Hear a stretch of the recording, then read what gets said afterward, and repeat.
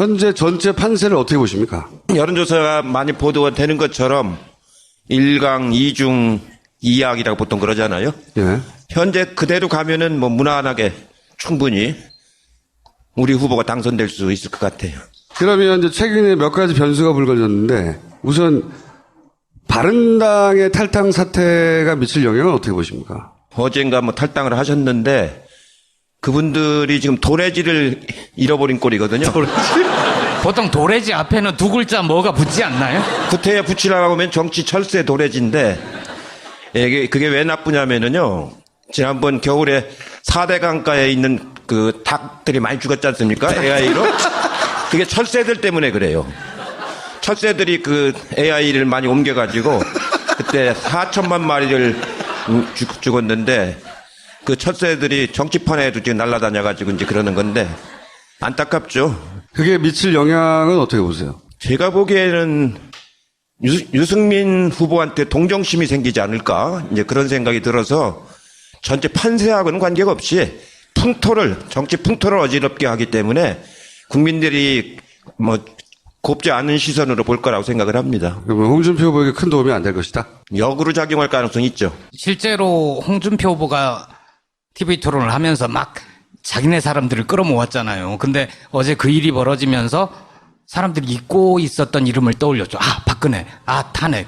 왜 대선을 치르게 됐지? 그런 걸 떠올리게 한 거 아닌가요? 자, 저 말을 제가 한 걸로 해주시고.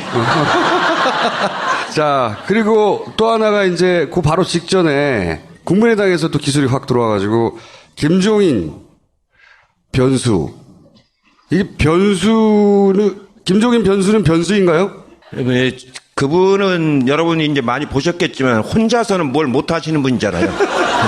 어디에 이렇게 가서 이제 그 길에서 이제 이렇게 하시는 분인데 최근에 뭐 여러 사람들을 만나려고 시도를 하신다는 얘기는 들었는데 사람들이 잘 안 만나주는 모양이더라고요.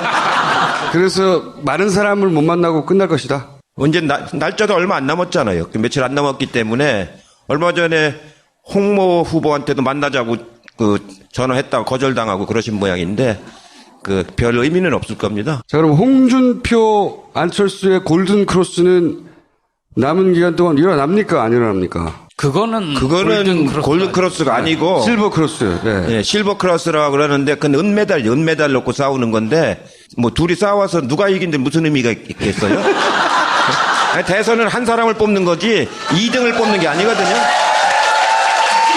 네, 대선은 당선과 낙선이지 1등, 2등을 하는 건 아닙니다. 그렇기 때문에 1등이 아니면은 다 무의미한 표가 되지 않습니까? 그래서 이제 법을 개정해서라도 사표를 방지해야 된다 그런 얘기가 있는데 현재 우리 헌법에서는 도리가 없기 때문에 실버 크로스라고 하는 거는 그냥 언론에서나 하는 얘기지 실제 선거에서는 별 의미가 없는 일입니다. 근데 실버 크로스 후에 홍준표 후보 주장은 곧 골든 크로스로 갈 것이다. 날짜도 지정해서 7일 날 실버 크로스, 9일 날 골든 크로스 이렇게. 아마 텔레비 토론을 많이들 보셨는데 홍준표가 보수를 대표한다는 건 우리나라의 수치죠. 국격을 떨어뜨리는 되게 보수 쪽은 좀 점잖고 좀 권위도 있고 뭐 이래야 되는데 말하는 수준이라든가 예의라든가 이런 게 아주 제가 본 보수 후보로서는 최악의 보수라고 할 수 있죠. 그래서 골든 크로스까지는 안 되고 그럼 어디까지 된다고 예측하십니까? 결집력. 마지막 결집. 예전에는 뭐 북한 등장해서 마지막 결집했는데 이번에는 그건 안 통할 것 같고. 지금 안철수 후보하고 홍준표 후보가 합쳐서 40을 놓고 제로섬 게임을 하고 있는 거거든요. 그러니까 한 사람이 20목 둘이 나눠 가지면 각각 20씩 나눠 갖는 거고 한 사람이 25 가져가면 한 사람이 15 가져가는 거. 둘이 합쳐서 40 갖고 서로 이제 나누기를 하는 겁니다. 그러니까 최대로 갈 경우가 아마 글쎄요. 한 25도 못 가지 않을까 싶은데요. 누구든지 간에 25가 될 것이다. 완전히 한 사람이 10까지 무너지는 법은 없을 테니까 한 15 정도, 15까지는 누구든지 할 거니까 25대 15 정도 나눠지지 않을까 싶습니다. 그 둘 중에 누가 25로 가고 누가 15로 갈까요? 별 의미가 없다니까요. 그건 별 의미가 없고 지금 이제 새누리당 지금 자유한국당이죠. 자유한국당은 오랜 그 뿌리가 있는 당입니다. 그 이제 국민의당은 생긴 지가 얼마 안 된 당이고, 그래 당의 이 바닥의 뿌리라든가 이런 것들이 자유한국당이 아주 강하기 때문에 선거 때 가면 마지막 일주일에 그게 결집하는 효과가 있거든요. 그래서 별 의미는 없지만 홍준표가 앞설 가능성은 있죠. 그 조직이 강하다는 게 실제 선거 막판에 어떻게 작용해요? 구체적으로? 실제로 이제 지방 의원들이 있지 않습니까? 지방 의원들이 내년도 선거를 위해서 이 기회에 이제 자기들이 자기 선거를 치르려고 뜁니다. 왜냐하면 이 결과가 나쁘면 자기들 내년 6월 선거 결과가 영향을 미치기 때문에. 근데 그 힘이 자유한국당이 국민의당보다 훨씬 세다고 봐야죠. 아마 그 힘은 더불어민주당보다 더 자유한국당이 세죠. 그리고 그 사람들은 동네 유지들이 많지 않습니까? 그 경제적으로 여유 있는 사람들이 많고 그 뿌리는 아주 깊습니다. 그게 벌써 우리 정당에서 한 60년 이상 살아온, 냉전 체제를 이용해서 살아온 뿌리기 때문에 굉장히 우리가 어떤 때는 절벽처럼 느껴질 때가 있을 정도로 뿌리가 셉니다. 2004년 총선 때 봐도 차떼기 이후에 한나라당이 그 정도 의석을 하잖아요. 120 몇 석을 했었죠. 그때 천막당사하고 뭐 이러면서 당이 완전히 망할 줄 알았는데 그런데도 그 정도의 저력을 발휘했었죠. 2002년 때도 되돌아보면 이해창 그때 당시 후보가 막판에 무섭게 쫓아왔어요. 예, 2002년도에도 노무현 후보가 이제 단일화하고 나서 한 8%, 9% 이렇게 앞서가기 시작했었는데 나중에 끝나고 나서 보니까 2.3%밖에 못 이겼어요. 그러니까 막판에는 쫓아오는 게 보입니다. 느낍니다. 이렇게. 그러니까 그 세력은 지금 이렇게 숨죽어 있어서 그렇지 조금만 기가 살면은 굉장히 센 세력입니다. 예. 그럼 이번에 금메달하고 은메달은 10% 이상 차이가 납니까? 지금 여론조사상으로는 많이 나는 건 24%까지 차이가 나고 아주 적은 것도 15% 차이가 나기 때문에 대략 평균적으로 보면 한 20% 정도 차이가 나는데 결과는 그 정도까지는 안 날 겁니다. 왜냐하면 그 뿌리가 이제 있어서 살아나기 때문에 아마 10% 넘어가면은 상당히 방어를 잘했다 이렇게 생각을 합니다. 막판에 그 정도 쫓아올 것이다. DJ 때도 97년도에도 한 7, 8% 앞섰었는데 나중에 결국은 얼마냐면 1.6% 차이로 좁아들었거든요. 그러니까 한 5, 6%는 쫓아온다고 생각을 해야 됩니다. 10% 정도는 알심할 수가 없다. 그러니까 지금은 15 내지 24를 이기고 있으니까 한 5, 6%를 쫓아와도 문재인 후보가 당선되는 데는 뭐 크게 걱정 드는 건 아니지만 그러나 일주일 동안에 다른 무슨 해프닝이 생긴다라든가 변수가 생기면은 굉장히 또 더 위험해질 수가 있죠. 이번에 SBS가 어저께 맞으면 치고 빠졌지 않습니까? 엉뚱하게 문재인 후보하고 해수부하고가 무슨 내통을 해가지고 선거 직전에 배를 인양한 것처럼 세월을 인양한 것처럼 보도를 해놓고는 쑥 빠지고 사과한다고 해놓고서 다른 당 후보들이 막 그걸 악용하고 있지 않습니까? 요새는 SNS가 있어가지고 그렇게 탁 쳐놓으면 그게 막 돌아다니거든요. 방송국에서만 내린다고 되는 게 아니고 그게 막 퍼날르기를 하기 때문에 잡아지지가 않습니다. 그렇게 해서 치고 빠지는 수법을 썼는데 제가 걱정스러운 건 뭐냐면은 그렇게 해놓고 국정원 출신 국회 정보위원장 하는 사람이 그걸 가지고 막 인터뷰를 해요. 자유한국당 이철우 의원 말씀. 예. 그 사람이 국정원 출신인데 예. 인터뷰를 했더라고요, 보니까. 12년도에도 국정원이 이제 댓글 갖고 이제 논란을 일으켰는데 제가 생각한 거는 지금 국정원이 개입됐다라고 단정할 수는 없는데 어쩐지 좀 냄새가 나는 것 같아요, 보니까. 이게 이제 SBS에 예를 들어서 취재를 한 일개 기자가 그릴 수 있는 그림이나 배팅할 수 있는 수준은 아니잖아요? 아니죠. 왜냐면 증언자도 얼굴이 이제 뭐라고 합니까? 이렇게 희미하게 해서 나가는 거. 전문 용어로는 블러 처리한다고. 네. 그냥 희미하게로 하죠, 희미하게. 네. 상황이 희미하게 되잖아. 자꾸 상황 그래요. 상황은 왕을 한 분이 상황이 되는 거잖아요. 삭제해줘요, 그러면. SBS 방송국이 전사적으로 사실 배팅을 할 정도의 사안인데 그럴 이유는 없거든요. 그게 이상해요. 그러니까 제가 좀 의심스럽다는 거죠. 아예 방송사 차원에서 했으면은 훨씬 더 노골적으로 더 지능적으로 했을 텐데 헌 거를 보면은 약간 미숙해요. 근데 치고 빠지는 건 틀림이 없어요. 이게 나온 뒤부터 막 국민의당 후보, 뭐 자유한국당 후보, 모든 후보들이 이걸 갖고 그냥 오늘 하루 종일 성명을 내고 막 하지 않습니까? 이렇게 하는 걸 보면은 SBS는 사과한다고 그러고 이미 그 사과해서 될 일이 아니잖아요. 상황은 이렇게 퍼져나가 버렸기 때문에 이런 짓이 이제 앞으로도 엿새 동안에 아마 몇 번 더 벌어질 거라고 지금 생각을 합니다. 그래서 그걸 방지하기 위해서 저희 당에서 기무사 출신들, 국정원 출신들, 경찰 출신들 한 150명을 이미 영입을 해놨어요. 그런 걸 사전에 예방하기 위해서. 그래서 아마 크게는 못할 거고 이런 식으로 치고 빠지게 하는 수준으로는 앞으로도 몇 번 더 있지 않을까 걱정을 합니다. 그러면 그 SBS 보도가 실제 판세에 미칠 영향은 어떻게 보십니까? 우리 국민들을 뭘로 알고 그래요? 저보고 그러세요, 왜? 우리 혼났네. 국민들이 지금 이렇게 단련된, 정치적으로 훈련된 그런 국민들이 없지 않습니까? 그렇기 때문에 무슨 북풍이니, 용공음해니, 뭐 이런 공작이니, 이런 게 이제 하던 때는 다 지나갔거든요. 그러고 이제 지금은 세대별로 의견을 자기가 수렴하는 미디어가 다르잖아요.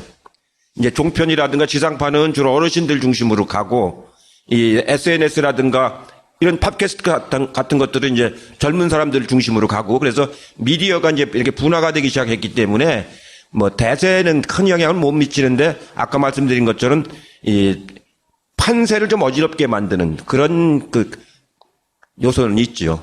박근혜가 인양하려고 그러는데 말려. 이게 되나? 말도 안 된단 말이죠. 말도 안 되는 거라, 그러니까 한 번만 생각해보면 말이 안 되는 건데, 근데 저쪽에서 보수진영에서 항상 세월호를 이 진보 진영이 정치적으로 인용한다고 공격해 왔는데, 그런 증거물 같은 게 나온 거란 말이죠. 그러니까 보수 결집을 시키려고 하는 용도로는 활용이 분명히 될 텐데, 그 결집도가 좀 올라가지 않을까요? 원래 박근혜 정부가 인양을 안 하려고 그랬죠. 비용도 많이 들고 인양해서 결과가 나왔을 때 따르는 조사를 해보면은 여러 가지 문제점이 드러날 가능성이 많지 않습니까? 또 강정마을에 가는 철근도 거기다 잔뜩 실었다는 얘기고, 그래서 그러저런 문제 때문에 인양을 안 하려다가 원체 국민들 압력이 세기 때문에 인양을 안 할 수가 없었는데, 그 바람에 인양이 굉장히 늦어졌죠. 기술적인 것도 있지만 그 해수부 장관 했던 분 중에 하나가 저보고 그 사람이 장관 가기 직전에 저하고 같은 상임위를 했었는데 저한테 그런 얘기를 했었어요. 저거 인양하면 안 된다고. 그러더니 그 사람 장관으로 가더라고요. 그래서 인양이 안 되겠구나. 이제 저도 그렇게 생각을 했었는데 원체 국민들 압력이 많으니까 이제 할 수 없이 인양을 안 할 수가 없었는데 원래 그 박근혜 정부 생각은 안 하려고 했었죠. 안 하려고. 보수를 결집시키는 소재로 아마 노년층에 카톡으로 엄청 돌 것 같은데, 그러면 결집도를 좀 더 끌어오지 않겠냐. 예, 뭐 그럴 요인은 좀 있죠. 그러나 지금 형세가 그 정도 끌어올려가지고 상황이 바뀌는 그런 국면은 아닙니다. 그러면은 유승민 후보 그리고 심상정 후보의 막판 득표치는 어느 정도로 예상하십니까? 대개 두 분이 합쳐서 한 15 정도쯤 되는 것 같아요. 두 분이 합쳐서 한 15 정도 되니까 두 분 다 뭐 토론도 잘하고 그렇기 때문에 두 분으로서는 이번에 성공을 한 선거 캠페인이라고 봐야죠. 아마 그걸 토대로 해서 이 대선 이후에도 이제 활동을 할 수 있는 좋은 공간이 생겼다고 보고, 본인들도 상당히 이렇게 고무가 된 것 같고 좋은 선거 캠페인을 했다고 생각이 됩니다. 아마 두 분 합쳐서 한 15% 정도 되지 않을까 싶습니다. 아까 위에서는 숫자 말씀 안 하시겠다고 그랬는데 지금 둘 합쳐서 15지, 둘 합쳐서 40이지. 그럼 문재인 후보는 45%네요? 산수를 아주 잘하네요. 근데 캠프 내에서는 이제 워낙 여러 가지 상황을 대비해야 되니까 여러 가지 시나리오가 있을 거 아닙니까? 가장 최악의 시나리오, 뭐 최선의 시나리오, 앞으로 등장할 수 있는 리스크, 그리고 뭐 국정원 출신이나 기무사 출신을 영입한 것도 그 기관의 속성상 앞으로 뭐가 나올 수 있다. 이런 방안들에 대한 대처나 시나리오가 있을 거 아니겠습니까? 되게 마지막 일주일에 되게 중요한 게 뭐냐면 가짜 뉴스가 이제 많이 다닙니다. 그러니까 아주 교묘하게 가짜 뉴스를 만들어서 그걸 막 퍼뜨리는, 그 다음에 흑색선전, 막 모함하는 흑색선전, 그런 게 많이 다니고요. 또 심한 경우는 옛날 김대중 대통령 때는 자동차를 들이받기도 했죠.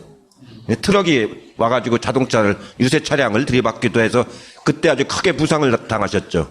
그래서 그 다리를 그때 쩔뚝쩔뚝 하시는 게 그때 다치셔서 그런 거거든요.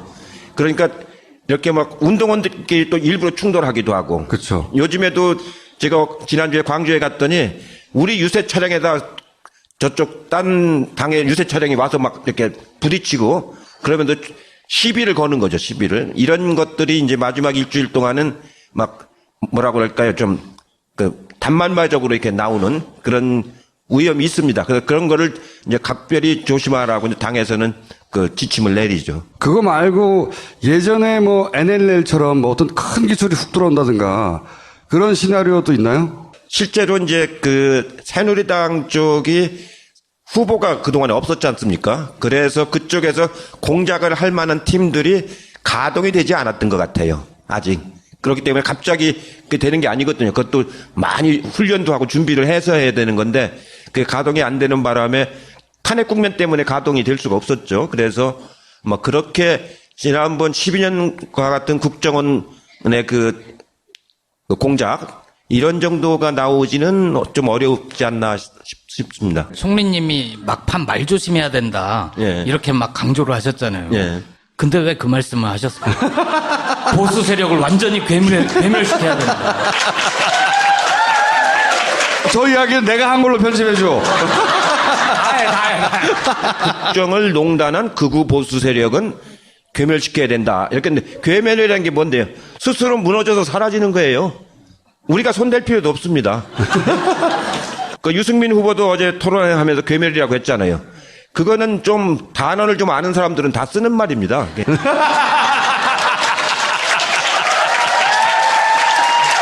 건전 보수는 우리나라에서 꼭 필요한 사람들이거든요. 저는 유승민 정도라면은 건전 보수라고 봐요. 비교적. 그런 사람들이 있어야 두 날개가 있어야 나라가 균형을 잡아서 가는 거기 때문에 그게 없으면 또 아주 또 편향이 되기 때문에 안 됩니다. 그래서 건전 보수는 반드시 있어야 되고 그런 사람들이 이 나라의 한 큰 기둥이 되죠. 그래야 서로 기량작용을 하면서 이게 올바로 갈 수가 있는 거거든요. 그게 이제 스스로 자멸하라는 뜻으로 하신 말이라고 구차하게. 아니, 지금 흐름으로 봐서는 지금 그렇게 가고 있잖아요.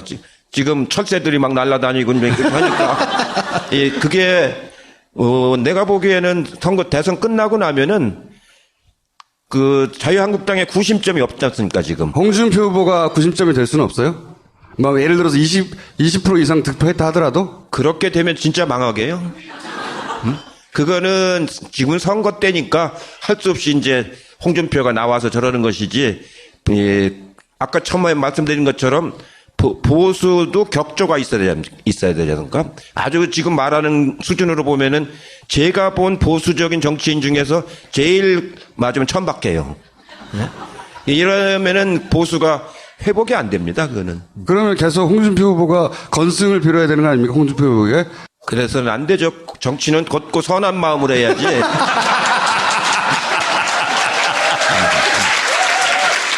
정치는 정말로 곧은 마음으로 해야 됩니다.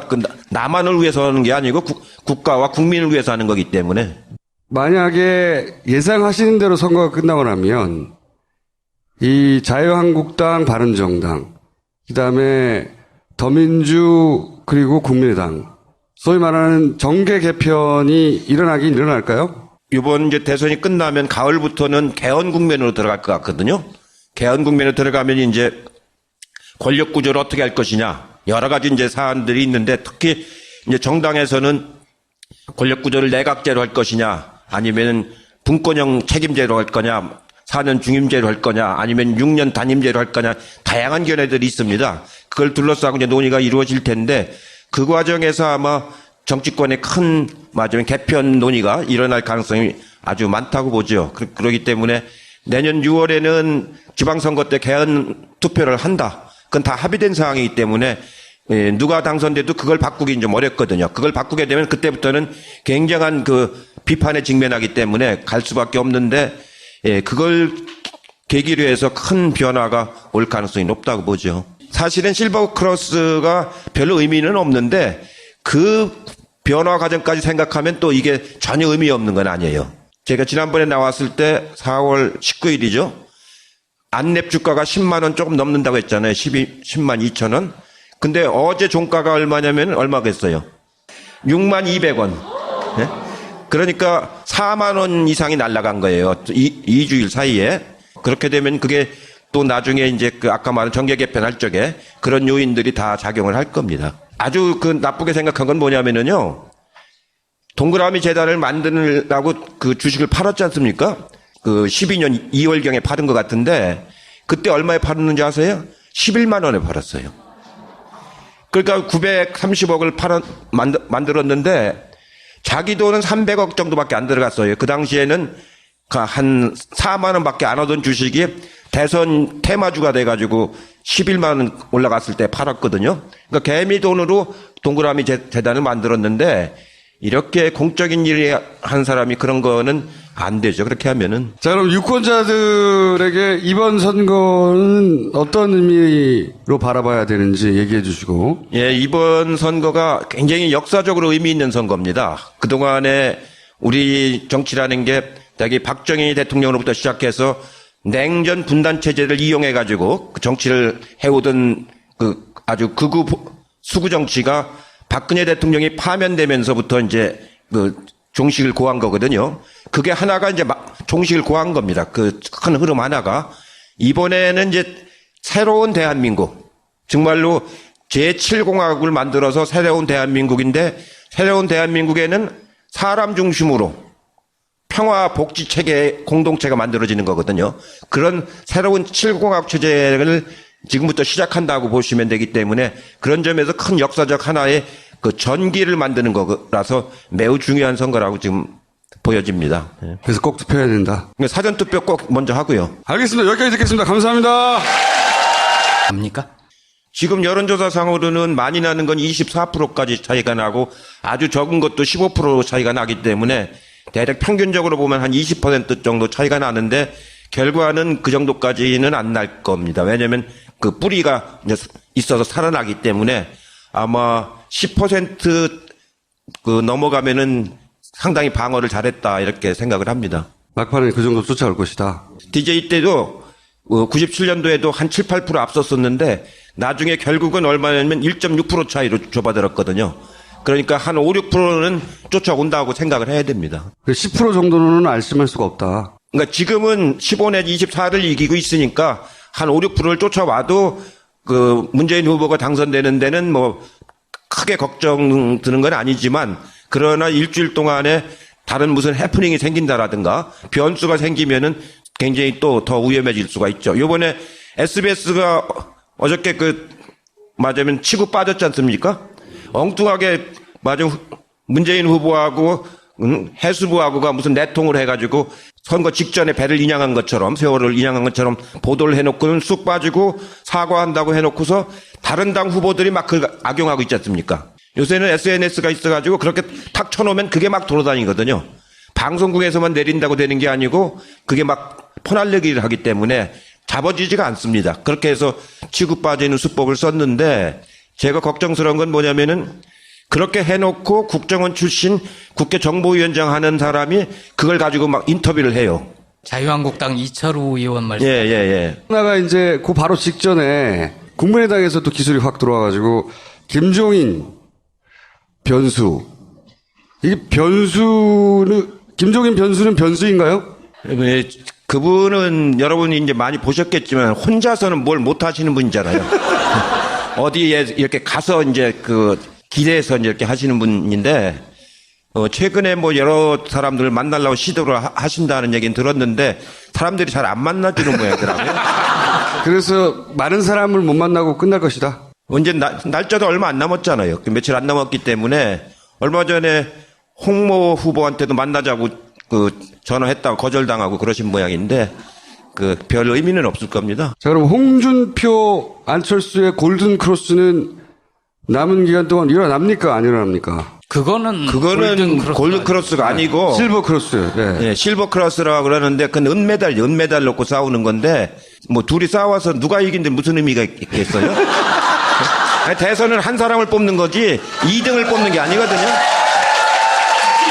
예, 대선은 당선과 낙선이지 1등, 2등을 하는 건 아닙니다. 그렇기 때문에 1등이 아니면은 다 무의미한 표가 되지 않습니까? 그래서 이제 법을 개정해서라도 사표를 방지해야 된다 그런 얘기가 있는데 현재 우리 헌법에서는 도리가 없기 때문에 실버 크로스라고 하는 거는 그냥 언론에서나 하는 얘기지 실제 선거에서는 별 의미가 없는 일입니다. 근데 실버 크로스 후에 홍준표 후보 주장은 곧 골든 크로스로 갈 것이다. 날짜도 지정해서 7일 날 실버 크로스, 9일 날 골든. 현재 전체 판세를 어떻게 보십니까? 여론조사가 많이 보도가 되는 것처럼 1강, 2중, 2약이라고 보통 그러잖아요. 예. 현재 그대로 가면은 뭐 무난하게 충분히 우리 후보가 당선될 수 있을 것 같아요. 그러면 이제 최근에 몇 가지 변수가 불거졌는데 우선 바른당의 탈당 사태가 미칠 영향은 어떻게 보십니까? 어젠가 뭐 탈당을 하셨는데 그분들이 지금 도래지를 잃어버린 꼴이거든요. 보통 도래지 앞에는 두 글자 뭐가 붙지 않나요? 구태에 붙이라고 하면 정치 철새 도래지인데 그게 왜 나쁘냐면은요. 지난번 겨울에 4대 강가에 있는 그 닭들이 많이 죽었지 않습니까? AI로. 그게 철새들 때문에 그래요. 철새들이 그 AI를 많이 옮겨가지고 그때 4천만 마리를 죽었는데 그 철새들이 정치판에도 지금 날아다녀가지고 이제 그러는 건데 안타깝죠.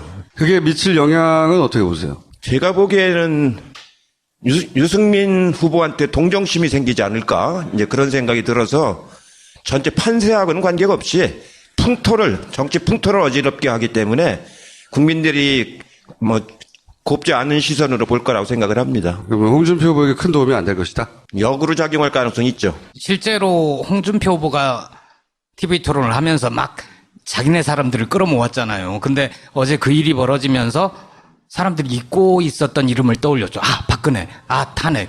왜 대선을 치르게 됐지? 그런 걸 떠올리게 한 거 아닌가요? 자, 저 말을 제가 한 걸로 해주시고. 자, 그리고 또한 크로스 이렇게. 아마 텔레비 토론을 많이들 보셨는데 홍준표가 보수를 대표한다는 건 우리나라의 수치죠.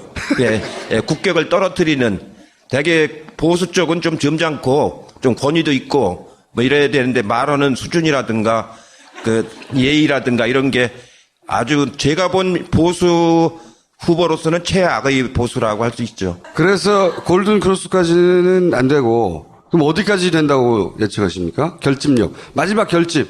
예전에는 뭐 북한 등장해서 마지막 결집했는데 이번에는 그건 안 통할 것 같고. 지금 안철수 후보하고 홍준표 후보가 합쳐서 40을 놓고 제로섬 게임을 하고 있는 거거든요. 그러니까 한 사람이 20목 둘이 나눠 가지면 각각 20씩 나눠 갖는 거고 한 사람이 25 가져가면 한 사람이 15 가져가는 거. 둘이 합쳐서 40 갖고 서로 이제 나누기를 하는 겁니다. 그러니까 최대로 갈 경우가 아마 글쎄요. 한 25도 못 가지 않을까 싶은데요. 누구든지 간에 25가 될 것이다. 완전히 한 사람이 10까지 무너지는 법은 없을 테니까 한 15 정도, 15까지는 누구든지 할 거니까 25대 15 정도 나눠지지 않을까 싶습니다. 그 둘 중에 누가 25로 가고 누가 15로 갈까요? 그거 별 의미가 없다니까요. 그건 별 의미가 없고 지금 이제 새누리당 아니 지금 자유한국당이죠. 자유한국당은 오랜 그 뿌리가 있는 당입니다. 근데 국민의당은 생긴 지가 얼마 안 된 당이고 그래 당의 이 바닥의 뿌리라든가 이런 것들이 자유한국당이 아주 강하기 때문에 선거 때 가면 마지막 일주일에 그게 결집하는 효과가 있거든요. 그래서 별 의미는 없지만 홍준표가 앞설 가능성은 있죠. 그 조직이 강하다는 게 실제 선거 막판에 어떻게 적용해요? 구체적으로? 실제로 이제 지방 의원들이 있지 않습니까? 지방 의원들이 내년도 선거를 위해서 이 기회에 이제 자기들이 자기 선거를 치르려고 뜁니다. 왜냐면 이 결과가 나쁘면 자기들 내년 6월 선거 결과가 영향을 미치기 때문에. 근데 그 힘이 자유한국당이 국민의당보다 훨씬 세다고 봐야죠. 아마 그 힘은 더불어민주당보다 더 자유한국당이 세죠. 그리고 그 사람들은 동네 유지들이 많지 않습니까? 그 경제적으로 여유 있는 사람들이 많고 그 뿌리는 아주 깊습니다. 그게 벌써 우리 정당에서 한 60년 이상 살아온 냉전 체제를 이용해서 살아온 뿌리이기 때문에 굉장히 우리가 어떤 때는 절벽처럼 느껴질 때가 있을 정도로 뿌리가 셉니다. 2004년 총선 때 봐도 차떼기 이후에 한나라당이 그 정도 의석을 하잖아요. 120 몇 석을 했었죠. 그때 천막당사하고 뭐 이러면서 당이 완전히 망할 줄 알았는데 그런데도 그 정도의 저력을 발휘했었죠. 2002년 때도 되돌아보면 이해창 그때 당시 후보가 막판에 무섭게 쫓아왔어요. 예, 2002년도에도 노무현 후보가 이제 단일화하고 나서 한 8%, 9% 이렇게 앞서가기 시작했었는데 나중에 끝나고 나서 보니까 2.3%밖에 못 이겼어요. 그러니까 막판에는 쫓아오는 게 보입니다. 느낍니다. 이렇게. 그러니까 그 세력은 지금 이렇게 숨죽어 있어서 그렇지 조금만 그 기가 살면은 그 굉장히 센 그 조직이다. 세력입니다. 예. 그럼 이번에 금메달하고 은메달은 10% 이상 차이가